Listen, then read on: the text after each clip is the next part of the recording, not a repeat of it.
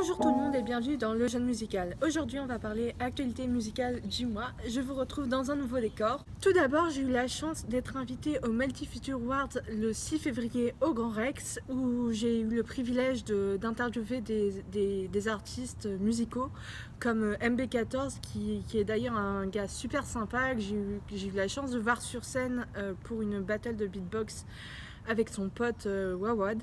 J'ai une info exclusive pour vous concernant MB14. MB14 sera le 2 avril au réservoir programmé par Optalent, donc un conseil, allez-y, je vous garantis que vous passerez un très bon moment. Lors des Multi Future Awards, j'ai également croisé des youtubeurs, d'ailleurs merci à vous, Lola, Elliot, Antonin et Estelle aussi et les autres pour être venus me voir et m'avoir reconnu, c'était vraiment cool. J'ai aussi recroisé Christophe Beaugrand, le maître de cérémonie, qui était aussi l'année dernière, qui est vraiment un gars top, un gars super cool. Voilà, bisous Christophe si jamais tu regardes cette vidéo. Lors de cette soirée, on a également pu découvrir Amir qui a chanté le titre On dirait sur la scène du Grand Rex. C'était vraiment un moment cool. Il y avait une bonne ambiance, j'ai vraiment beaucoup aimé cette chanson, c'était top. En plus, j'étais avec des potes, donc voilà. On a également pu découvrir Alma, une jeune chanteuse de 28 ans qui représentera la France à l'Eurovision avec le titre Requiem. Alors, on verra bien si la France gagne l'Eurovision ou pas, hein. À vous de voir. Le concert du mois, c'était bien évidemment le groupe The Scandi au réservoir que j'ai eu la chance d'interviewer dimanche dernier. C'est vraiment un groupe super cool qui a une bonne énergie sur scène, une bonne présence, qui emporte bien le public avec lui dans son délire. Donc franchement, je vous invite vraiment à aller les voir en concert. En plus, ils sortent un EP là dans pas longtemps, j'ai pas encore la date, mais on vous tiendra au courant. Mercredi soir, c'était les Brit Awards à Londres et d'ailleurs pour cette cérémonie, le live qui m'a le plus marqué, c'est le live de Coldplay sur la chanson Something Like This. La chanson fait beaucoup penser à Los Angeles, à ce petit côté pop américaine.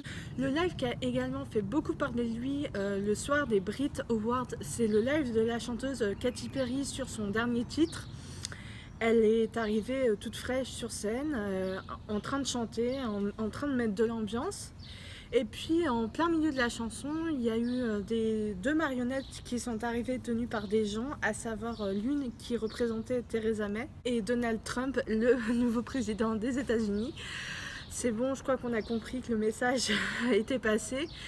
Je pense que c'est toujours une très mauvaise idée de mélanger politique et musique parce que ça va pas ensemble, mais bon, après tout, pourquoi pas, il faut une première fois à tout.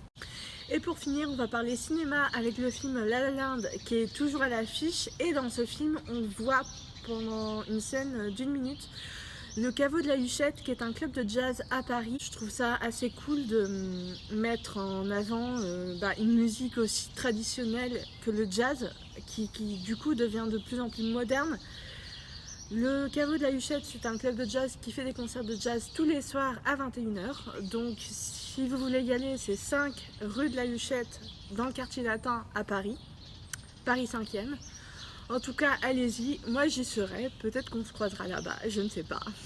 Et voilà, ce point d'actualité terminé pour ce mois-ci. Rendez-vous le mois prochain pour encore plus d'actualités et peut-être dans un autre cadre.